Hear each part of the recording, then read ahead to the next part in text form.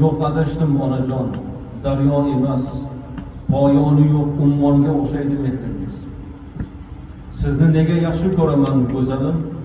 Chunki go'zallar esa xushro'yimsiz siz onajon.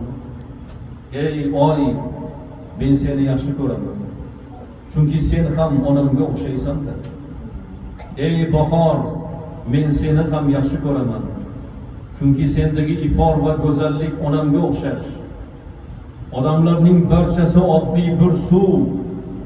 Yolg'iz siz qalbim rohati zamzamim onajon. Zamzamim onajon deb yozsanglar, onanglarni sog'inasizlarmi yigitlar?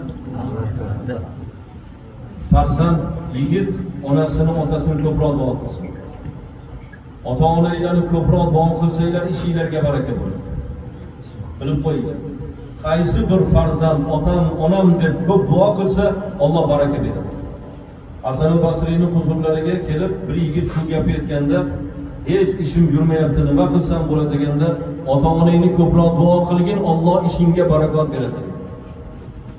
Musofir yurtda musofirsilar, ota-onani farzandga, farzandni ota-onasiga qilgan duosi ijobat.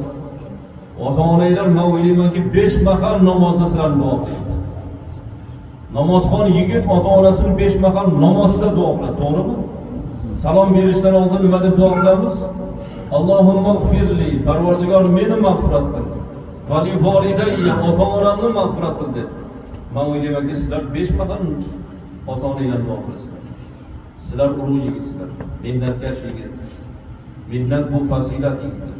Mehnatdan qochmaylar. Mehnat qilaman, bola chaqamga yaxshi bir narsa olib boraman deb keldinglarmi? Alloh sizlarni yomonliklardan, yomonlardan o'zi asrasin. Doim yuzinglar yorug' bo'lsin.